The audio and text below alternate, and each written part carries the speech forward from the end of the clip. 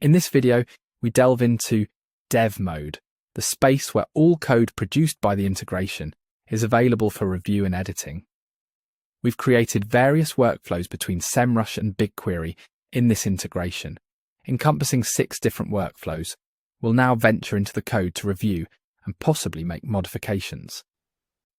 To do this, navigate to the Code tab to view all the files generated by Versori during the integration process.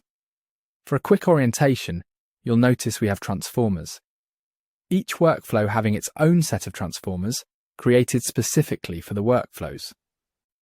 We also have types, representing the different types within BigQuery and SEMrush. Then there are the workflows, the heart of the integration. If we examine backlink profiles, one of the workflows, you can see the code produced for this workflow.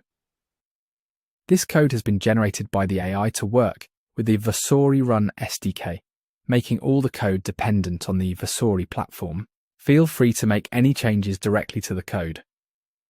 If you do make a change, remember to save the code so that the AI can understand the context from the latest state. You can also view the diff to see what's changed on the integration on the line of code. In this integration, we requested an update to the position tracking TS file to trigger every hour and add extra login. Previously, it ran daily at 3 AM, but now it runs every hour at minute 0. You can review all the diff in the code as needed. After reviewing your changes, save them to update the integration.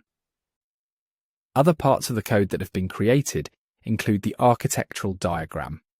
This code underpins the architectural overview. There's also the data transformations mapping document, which we'll examine in another video, and various other elements like the configuration, the package, and the index. You can download your code as a zip file, and if you're working in your own environment and creating your own files, you can add a file and upload it into the integration. And that concludes our exploration of Dev mode. Thank you for watching.